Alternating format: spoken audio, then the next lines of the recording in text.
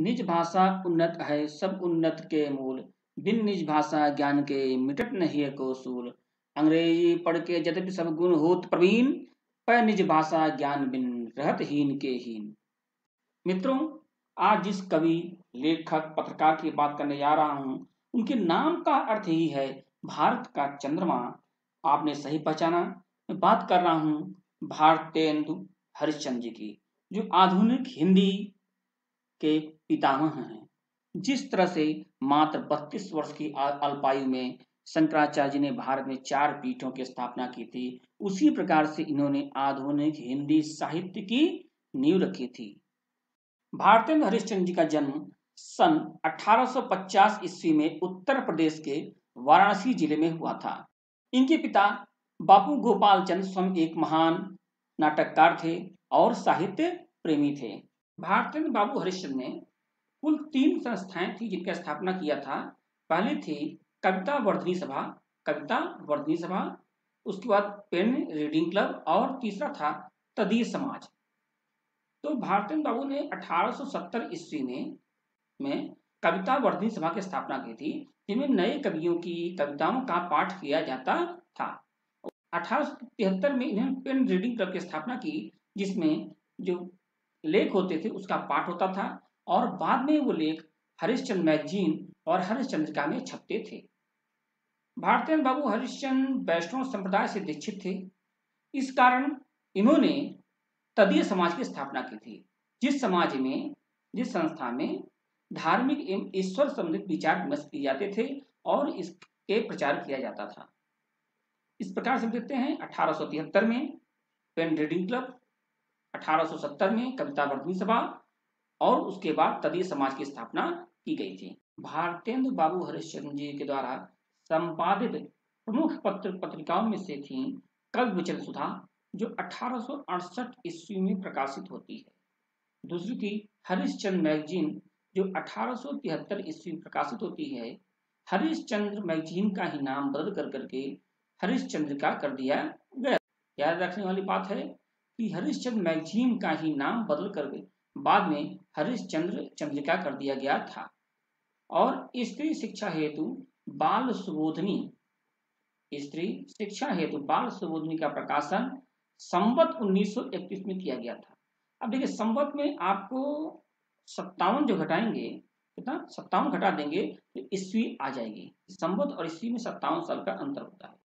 भारतेंदु हरिश्चंद्र मुख्यतः नाटक विधा के लिए जाने जाते हैं और इनका पहला नाटक था वैदिक हिंसा न होती, और जो एक प्रकार से क्या था, प्रहसन था। इसका प्रकाशन संवत 1930 में हुआ था। भारतेंद्र बाबू ने अपने नाटक नामक पुस्तक में लिखा है कि उसके पहले, यानी वैदिक हिंसा न होती के पहले हिंदी में मात्र 2 ही नाटक लिखे गए थे।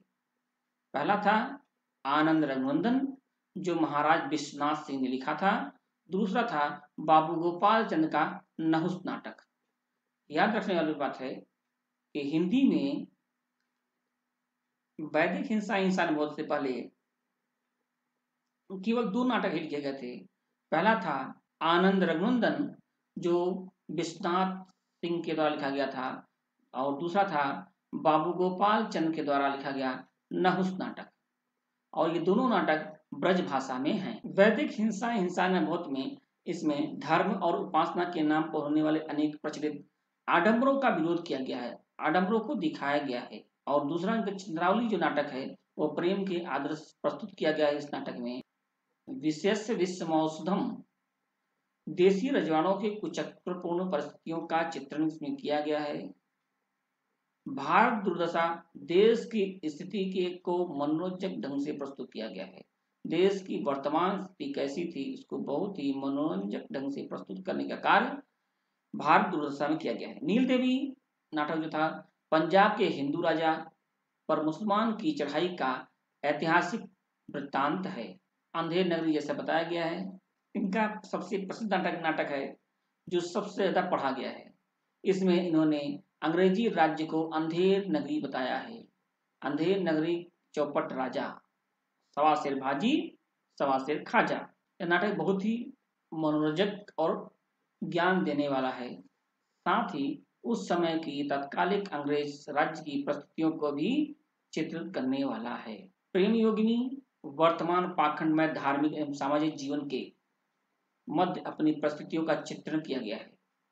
प्रेम योगिनी में जिस प्रकार से धार्मिक आडंबर थे, पाखंड थे, उनका इसमें चित्रण किया गया है, बताया गया है। सती प्रताप इनका एक अधूरा नाटक था। अन्य महत्वपूर्ण तथ्य, कश्मीर कुसुम और बादशाह दर्पण लिख करके इन्होंने इतिहास लेखन का आरंभ किया, इतिहास लेखन का मार्ग दिखाया।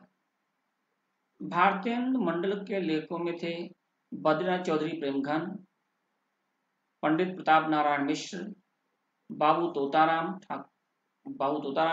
ठाकुर जगमोहन सिंह, लाला श्रीनिवास दास, पंडित केशवराम भट्ट आदि, अंबिका दत्त व्यास, पंडित राधाचरण गोस्वामी आदि। इस प्रकार देखते हैं कि भारतेंदु हरिश्चंद्र न स्वयं ही वरन एक मंडल बना करके, एक समूह बना करके हिंदी को, खासतौर पे हिंदी गद्य विधा को बहुत ही आगे ले जाने का प्रयास किया।